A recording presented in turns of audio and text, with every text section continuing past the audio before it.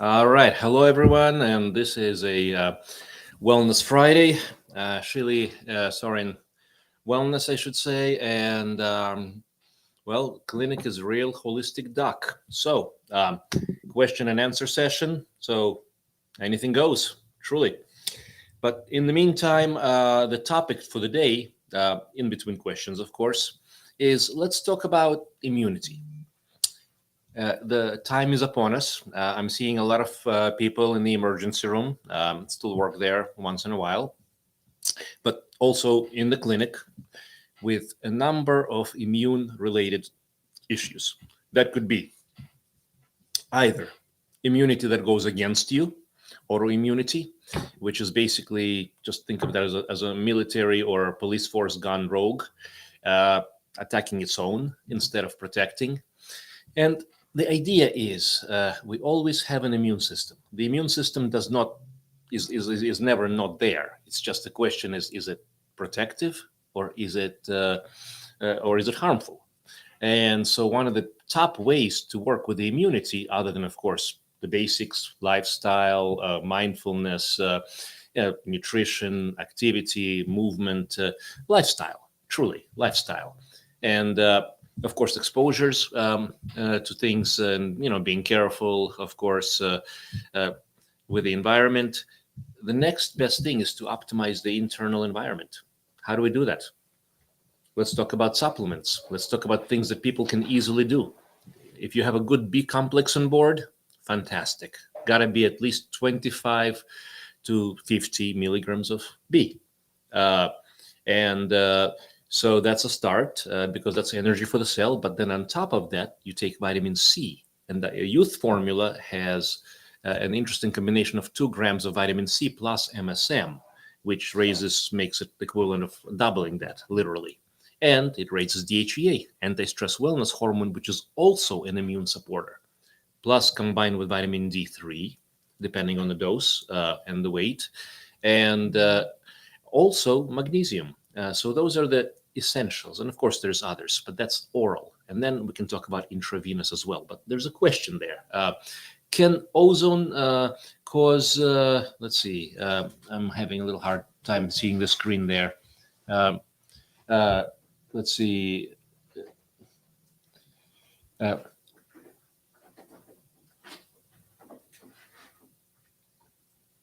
okay, wonderful.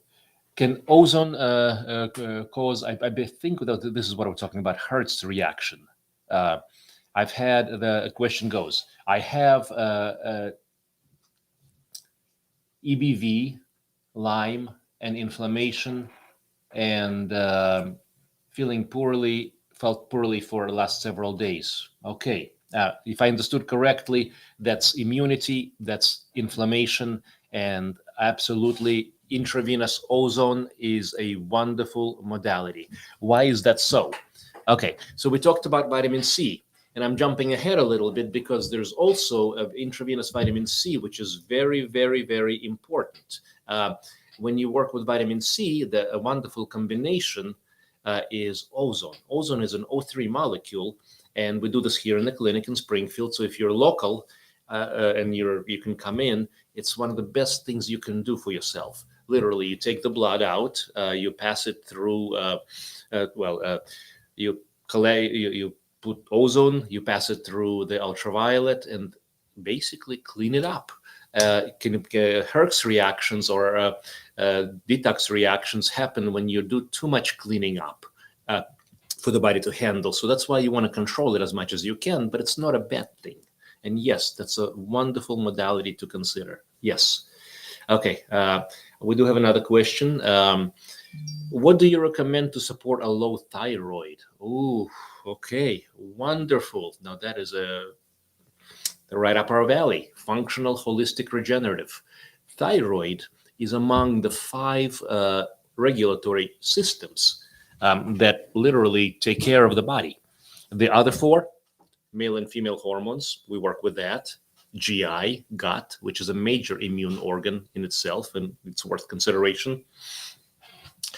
And then there's limbic system, which is hypothalamus, pituitary, and then coming down and affecting the cortisol effect versus DHEA. So metabolism is a big factor there. Every thought is a prayer. It ends up in the body, and hormones and everything else, and of course immunity.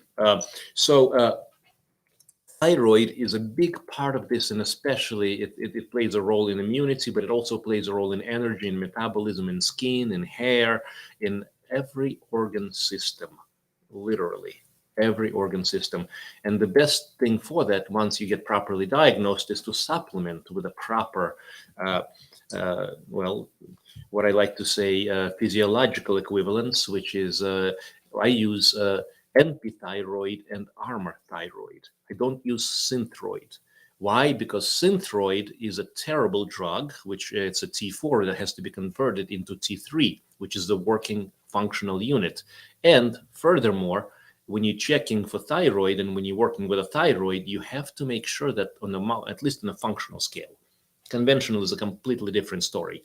And I remember being brainwashed as a doc, and up until my 40s, literally. And then light bulb came on. We're doing the wrong things. We're not even checking for the right things. You want to check for the free T3, which is the workhorse of the thyroid. You want to check for free T4, which is the storage. TSH, which is, it's an upstream, but it doesn't tell you much by itself. That's what most people get. It means nothing. And then, of course, you also want to check if it's appropriate, the antibodies, autoimmunity. I'm seeing a lot of that. And if in addition to the NP-thyroid or armor thyroid in the appropriate doses and has to be monitored and watched, you also have to have the food for the thyroid, which is iodoral or iodine. Iodoral is 12.5 milligrams of iodine. That's weekly, or you can do on a daily basis. So that's thyroid, big topic in itself. Let's get to the next question. I love this. I love this flow here. This is great. What helps nerve pain in the head? Wonderful. It depends on what we're talking about. If we're talking about trigeminal neuralgia, that's one thing. It's a very terrible cause of pain in the head, and it happens. So for that, PEMF unit has been helpful, but also something called PEA as a supplement. P as in Peter, E as in Edward, A as in Apple. It takes down the pain levels and just helps with the neurological. But so can taurine. Taurine is an amino acid, 4 grams per day, just stabilizes the electromagnetic charge across the cell membrane. And the PEMF, especially in the first setting, which is the Schumann frequency, 7.83 cycles per second in multiples. So that's been shown to be helpful. Again, I'm not saying it's going to treat anything, but it can help. So other thing is if there's another possibility for headache and pain in the head, which is occipital neuralgia, which most people misdiagnosed as migraines. And if you have any question about that, and if you live here in Springfield, or we can even do a telephone and Skype, I can walk you through it. We can figure out if it's maybe occipital neuralgia, which is occipital nerve, which is right in the back of the head, right at the skull, base of the skull. And when those nerves, it's a tension headache, compresses the nerves and then causes an entire head pain, including what feels like migraines. And it's not. There's an easy way to solve that. Wonderful question, but obviously lots of possibilities there. Next question, or next comment, please. Let's see. We're doing good for now. Okay, so let's get back to vitamin C and immunity. So, okay, you want to optimize your immunity. A lot of people talk about shots, vaccinations, things of that nature. Again, I'm not pro anything, and I'm not against anything. I'm just, again, this is where I stand. I literally, I look at the information and I ask myself, what is the best optimal thing for a human being? I used to believe and I used to work with all of these things as a conventional, but at this point, I am of utmost and absolute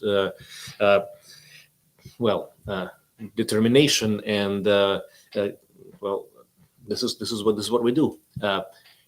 Let's give the body. Let's come back to the natural. Let's come back to the fact that God doesn't make junk. So get back to the rhythm, get back to the blueprint, and the immunity should follow through as well. Especially when you work with the regulatory systems, lifestyle, foundations, basics, and just literally just take care of yourself. That's all there is to it. Vitamin C intravenous is a wonderful option for when people do need an extra boost. And the doses of vitamin C, and it's not just vitamin C. It's some people call it Myers cocktail, but be careful of that term as well, because Myers cocktail does not have a lot of vitamin C in it. So just if you just hear the word Myers cocktail, ask how much vitamin C is in there. If it's not 25 or 50 grams, then you're literally not getting the right solution. But what it can do is it can absolutely help with nutrition, because it's got B complex, it's got calcium, it's got lots of other things, and it helps to literally stabilize the immunity. Whether it's shingles, whether it's viral, bacterial, or fungal disease, immunity is essential. If you're talking about any other issues, immunity is a key factor in diabetes, in metabolism. It's important.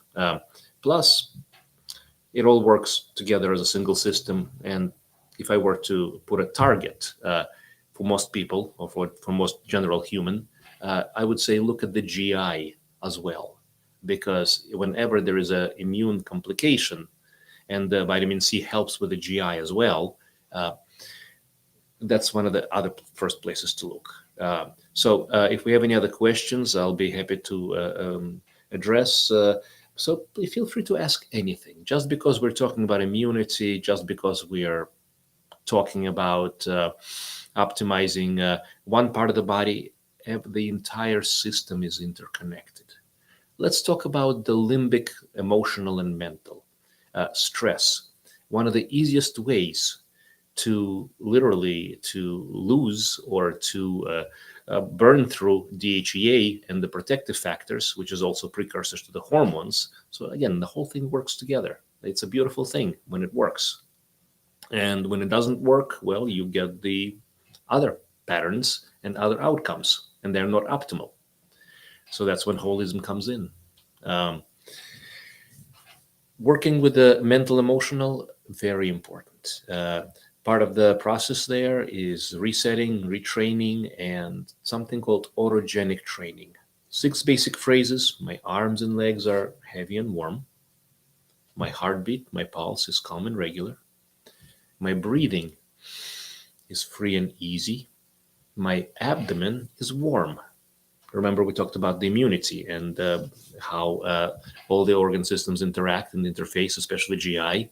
My forehead is cool-headed. Who is in charge of me? And last but not least, my mind is quiet and still. And that's when you can add other phrases such as I am at peace or otherwise.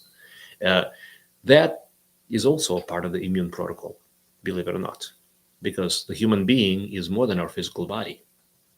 A human being is a combination of many factors, including physical, mental, emotional, but also spiritual.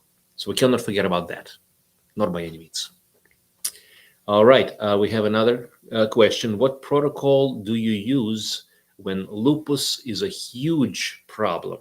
Huge with a capital H. I get that.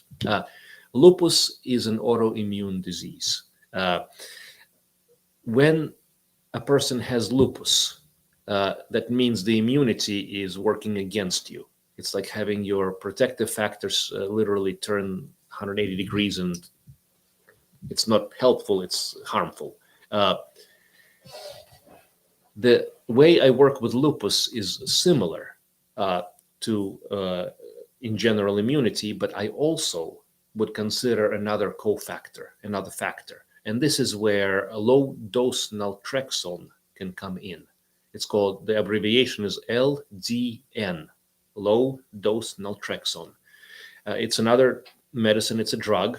It is a pharmaceutical, I will say that, but it's been used in functional and holistic medicine for a long time, especially when the immune system needs to be flipped in the right place. And of course, you've got the IVs, intravenous ozone, intravenous vitamin C. And with lupus, I would do that on a weekly basis. And I would do that basically ozone, let's say Monday, and then a couple of days later, to allow for detoxification or Herx reactions, I would do vitamin C. And I would start with 25 grams maybe. And if you can tolerate, I would go up to 50. Now, we can go higher than that, all the way up to 100 grams, but it's not always necessary. It can be helpful in severe immune conditions in the higher doses of 75 to 100, or with certain cancers, especially bladder or urinary cancers, because vitamin C tends to focus on the urogenital system as well. So anyone with a prostate issues or otherwise, this is another wonderful modality. But lupus is one of the many autoimmune diseases, and when you see one, watch for others. Question: what do you recommend for treatment of BPH? Let's define what BPH is: benign prostatic hypertrophy. Benign prostatic hypertrophy is different than actually cancerous conditions of the prostate. PSA level in men will go up, and that's normally how you notice that. But also in the later stages, you also you notice, or most men will notice, hesitancy in the urinary stream, and then difficulty with urination, frequent urination. In other words, just going more frequently, smaller amounts. It's just a hassle, literally. And when the prostate gets bogged down and thick and big enough, then you may even have obstruction. And so in the emergency room, frequently what I need to do is, if that happens and if that gets to that terrible place, we may have to put a Foley or a tube in so that to allow the urination to continue. It's only a couple of hours without going to urinate that it can be tolerated by most people, because when the bladder fills up and then backs up into the kidneys, that's a big concern. So there are some medications for the prostate to kind of bring it down. But I also want to mention, and this is an interesting topic, most people think that testosterone is the enemy of the prostate. That's not the case. As a matter of fact, when I have men who are on prostate, with prostate issues, a lot of them get better when they initiate hormone therapy, testosterone. And that's an interesting finding, which goes completely opposite of conventional medicine. Physiologic bioidentical hormones, testosterone for men and women, but also for women specifically, estrogens and progesterones, speaking of hormones, and we're not talking about women here with BPH generally, which is prostate, but the general bigger picture of hormones as well is also present. In other words, if you can look at the patterns in the body, and we can see how one thing is actually a microcosm of the bigger picture. And if you can identify small patterns, you can identify big patterns. Change the patterns, change the outcomes. Next question. Okay, wonderful. Osteopenia. What helps besides calcium and vitamin D? Okay, wonderful question. Osteopenia. Osteopenia is a step before osteoporosis. Osteoporosis is a major risk factor for breaking bones, especially hip. And what happens is, it doesn't have to be an older person. It could be a younger person with poor bones, especially with metabolic disease. So I've seen a lot of young people with broken and poor bones. The age is not so much a factor, but it can be, especially if a person does not take full care of themselves as we age. It does contribute. A lot of conventional wise, what people will say is there's shots like Prolia or otherwise that make the bones brittle and hard. But the problem with that is that, and I see this in the emergency room and in my practice, is that if a person falls down or has an injury or trauma, those bones are so brittle and so hard that when they shatter, it's like a grenade going off, literally. So now, could it be helpful? Perhaps. I'm not saying don't ever use drugs. I mean, I'm an emergency room doc. I use a lot of medicines as needed, but I don't want to use them if it's not necessary. And if we can keep the bones nice and pliable and just fluid but strong, that's the key. What does it take to get strong bones? Weight bearing exercise, if you can, of course, risk factors. Vibration plate, such as, for example, there's different devices. It's literally you hold on to handles and there's a plate that vibrates certain frequencies, helps with the bones and muscles, as well as lymphatics and flow. I have a device in my office. I have the device in my house. It's a great thing. 10 minutes a day does well. Walking, weight bearing exercise, if you're early in osteoporosis, increase your activity. Nutrition is key. B complex, vitamin D, very important. Boron, 12 milligrams, supports the bones. Magnesium, very important. Calcium, most people get plenty of that in our diet. And the calcium magnesium supplementation is the stupidest thing in the world. Why? Because it's literally just going to run right through it. Dr. Shealy's protocols, as we talked, as we mentioned, activity, exercise, certain supplementation, and take care of yourself. Also be careful. If your person is prone to osteoporosis, also it's a good time to start watching for the environment, making sure there's nothing to trip over in the house, because a minor injury can be significant. That's osteoporosis and osteopenia and bones. I think we may be coming close to a time that we need to be parting ways. I look forward to another wonderful session, question and answer on next Friday. So please save your questions, and I look forward to hearing from you. Vitamin C, that was our topic of conversation, oral, PO, intravenous, various ways, great immune support, and also helps with bones and lots of other things. Well, thank you so much for visiting with us.